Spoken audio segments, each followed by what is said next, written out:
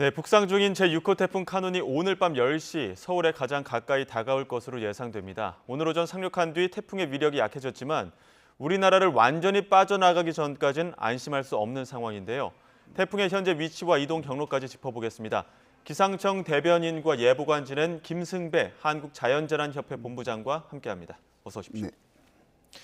지금 저희가 앞서 취재기자 통해서 태풍 경로를 한번 짚어보긴 했었는데 지금 충북 지역에 가장 가까이 있는 것 같더라고요. 그렇습니다. 경상북도와 충청북도 사이 그쯤 부근에 중심이 있을 것으로 보이는데요. 우리가 어디에 있다 이거 말하는 게 이제 중심을 말하는데 그렇죠. 태풍 반경이 쭈그러들고 약해진 건 분명합니다. 초속 25m 이상 부는 그 폭풍 반경이 확 줄었거든요.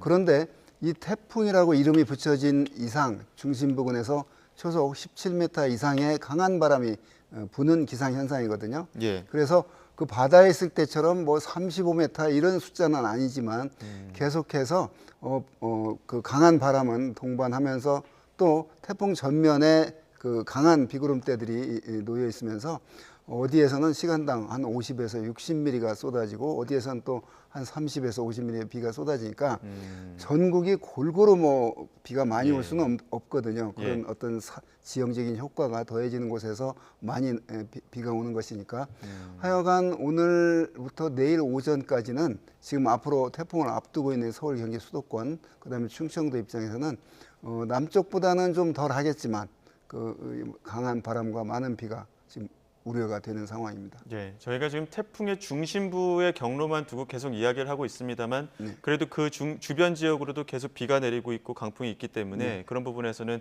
전 지역에서 주의를 좀 해주셔야 될 것 같긴 한데 그래도 지금 지역별로 어찌됐든 태풍의 영향을 가장 많이 받는 지역이 있고 시점이 있지 않겠습니까? 어떻게 좀 진행이 될까요? 그렇습니다. 태풍의 중심이 경상북도와 지금 충청북도 사이 진입을 하고 있고요. 이게 충청북도를 관통해서 경기도로 이제 북상을 할 것으로 보이고 중심이 서울의 왼쪽으로 가는 게 아니라 이제 오른쪽으로 갈 것으로 보이기 때문에 그 당초 예상한 한 하루 이틀 전에 예상 그 진로는 그대로 갈 것으로 보입니다. 그렇게 된다고 한다면 수도권이 서울 가까운 데가 오늘 저녁 9시쯤 예상이 되는데 그게 아까 말했듯이 중심이기 때문에 그 태풍의 이제 반경을 항상 고려해서 적어도 그 중심이 9시라고 한다면 적어도 한두 시간 전에 그 태풍의 그 강풍 때 여기에 이제 들어있는 거니까요. 앞으로 하여튼 오늘 이제 저녁 무렵에 해가 지고 어두워지면 더 점점 더 그 수도권에 가까워지는 그런 현상이고 문제는 이 서울에 이렇게 가깝게 태풍의 눈이 지나가는 것이 그렇게 통계를 내보진 않았지만 그렇게 흔치 않거든요. 드문 경우라고 하죠. 네, 그렇습니다. 그런데 이제 왜 서울에 중심이 지나는 걸 두려워해야 되냐면 워낙 대도시거든요.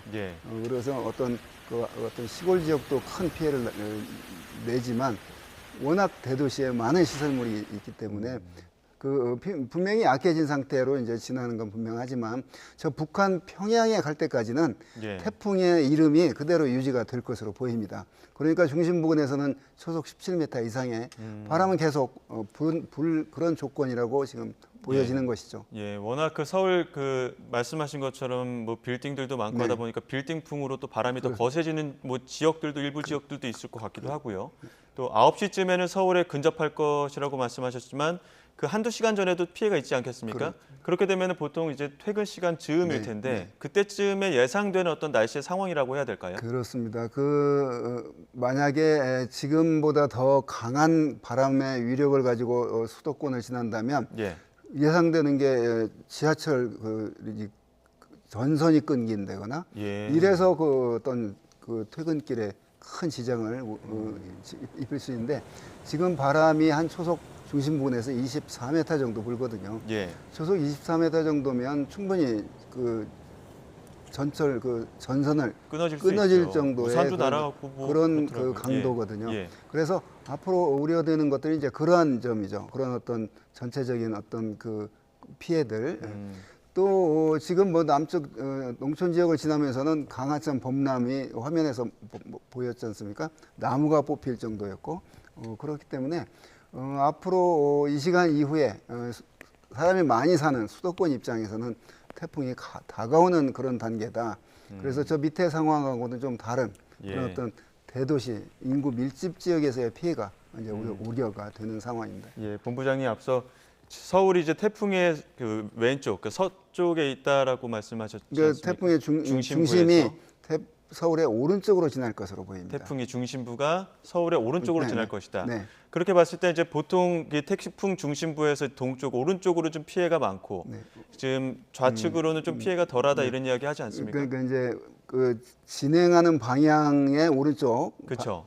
그게 이제 위험하다. 위험 바람이 더 방언이라고 강하다. 하더라고요. 그러니까 진행하는 힘과 태풍의 순환의 힘이 더해지니까 더 강하다.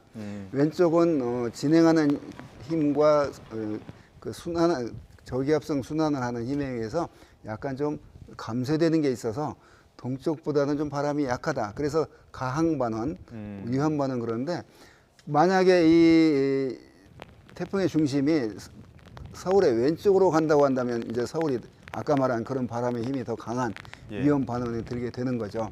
그 시종일관 일본과 미국이 계속 서울의 왼쪽으로 중심이 지났거든요.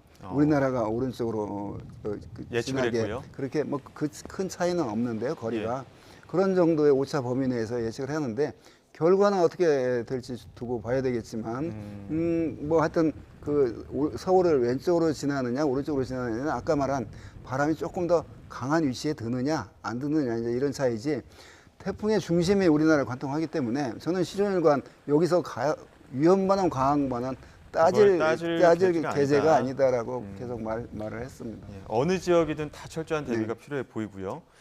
태풍의 이동 속도도 좀 따져봐야 될 것 같습니다. 해안으로 들어올 때는 초속 한 15m 정도라고 해서 조깅하는 정도의 속도라고 했다가 예측은 초속 한 30m로 이동할 거로 봤는데 지금 한 24 시속 한 지금 30km. 30으로 가고 예, 있습니다. 이동 속도. 예. 그러니까 중심 부근의 바람이 아니고 이동한 속도가 빨라졌거든요. 예. 자, 이 태풍이 지금 이 정도 위도상 오면 뭐를 만나게 되냐면 상층에 강한 제트기를 만나게 되는데 지금 그 태풍 전면의 비구름대들의 모양을 보면 상층의 어떤 발산구역 밑에서 발달하는 그런 비구름들의 모습을 보이고 있거든요. 예. 그래서 그런 바람을 타서 그런지 지금 대구 지나서 충청북도로 향하고 있는 시점에 1시간에 30km 속도로 비교적 빠른 속도로 빨라졌거든요. 예. 그러면 그대로 쑥 빨려갈 줄 알았는데 그렇지 않고 시간이 가면서 이 태풍이 그 속도가 늦어지거든요. 그래서 북한 쪽 가서 상당히 늦어지는데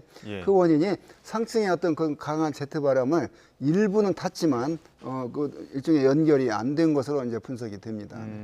우리 입장에서는 좀 빨리 좀 지나갔으면 좋겠는 마음이었는데 그 정도는 아니고 좀 원래 속도대로 좀 가고 있다고 봐야 되는 그렇습니다. 겁니다. 태풍이 사실은 빨리 가면은 그 지역에 나타나는 바람은 더 강한 바람이 나타납니다. 다 일장이 일단 있는데 왜냐하면 빨리 가는 속도가 더해지기 때문에 그렇습니다. 예, 왜냐하면 이번 태풍의 특징이 느리다라는 특징 때문에 오랜 기간 계속 지속적으로 피해를 주지 않을까 이런 우려 때문이었었는데 지역별로 그 강수량은 어느 정도 됩니까? 네, 남쪽에 창원, 양산 이쪽 그 태풍이 상륙하자마자 한 350mm 정도 비가 내렸고요.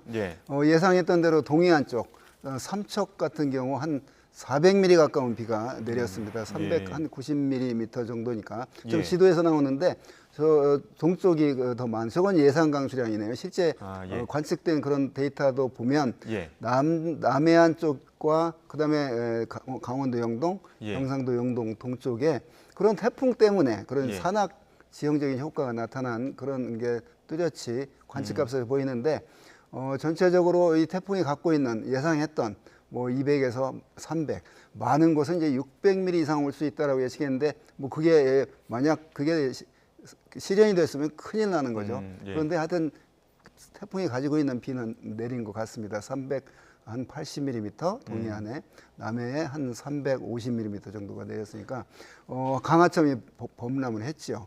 자, 그러면 이제 앞으로 충청도와 서울 수도권은 이 태풍이 몰고 지금 태풍은 바다로부터 수증기 공급은 받지 못합니다. 이미 차단이 됐거든요. 내륙에. 그래서 그 자체 그냥 그 동력으로 움직이고 있는데 이 태풍이 워낙 고온다습한 공기를 많이 몰고 온 게 지금 드러나거든요.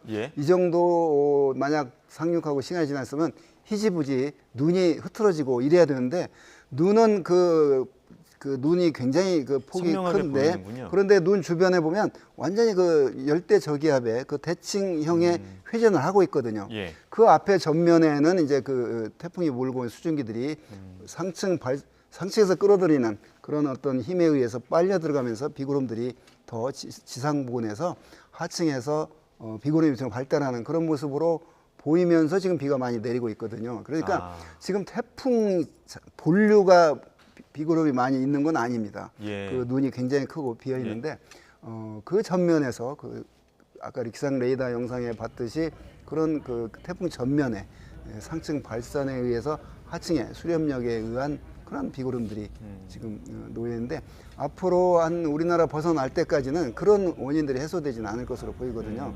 그래서 남쪽과 영동, 동쪽보다는 양은 분명히 적지만 적어도 뭐 한 100에서 200mm 정도는 오늘 밤 1시간에 한 5, 60mm가 한 2시간 되면 벌써 예. 뭐 150mm 넘어가는 거거든요. 예.